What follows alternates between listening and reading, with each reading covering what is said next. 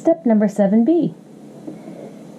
We're going to go ahead and put a little understitch right here in the neckline, holding the facing down to the seam allowance. But we don't want it to show up in the front area, so I quite often will start it from the back neck going around, or 1 to 2 inches down the front neck for a child's shirt. I'll start it here about 1 inch down. Let's go ahead and mark that on both sides.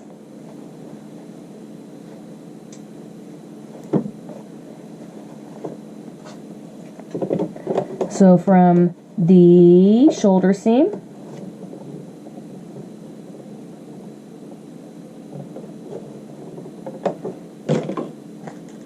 forward along the neck seam 1 inch. And I'm going to catch this seam allowance.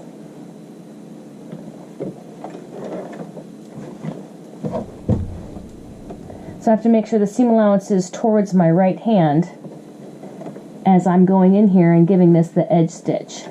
I'm going to start and stop 1 inch before the shoulder seam. This is on the front neckline. There we go.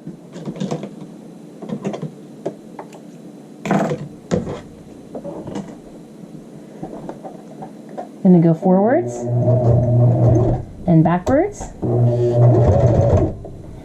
and hopefully it'll go over this shoulder seam. Might have to help it a little bit. Go slow so you don't break a needle. Now we're on to the back neckline. We're still doing our edge stitch.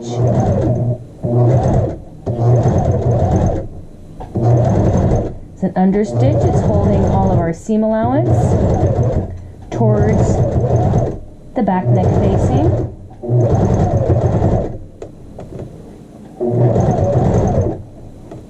We're going around this curve. We've got that shoulder seam again. Have to go slow and be careful. And then as we're getting towards the pin mark right there, 1 inch before the shoulder, 1 inch after the shoulder seam, I'm going to mark it. I think I'm right on it. We'll go back, little back stitch, and we finished the understitch for the neckline.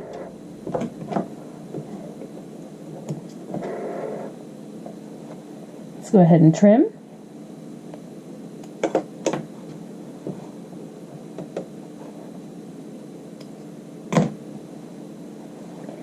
Now we can go ahead and take the shoulder seams and we can put them together.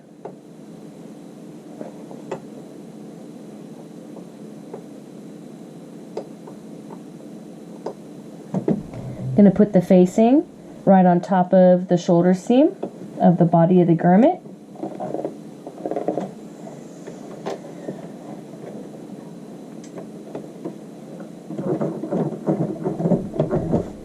And do a little tacking stitch, holding that together, holding the facing down to the shoulder.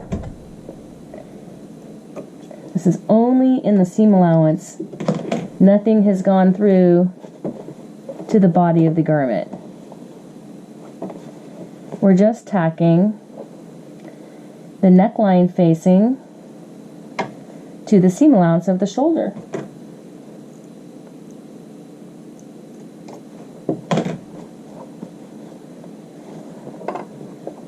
Here's the other side. We're going to lay that down and put seam upon seam. That looks nice. And go ahead and pick up that seam allowance and that facing.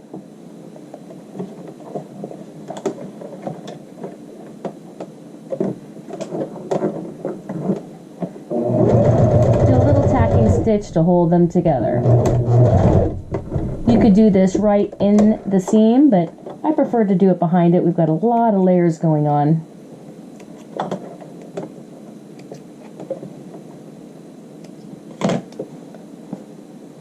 Again, this doesn't affect the body of the garment whatsoever, but it does keep that facing tacked to the shoulder.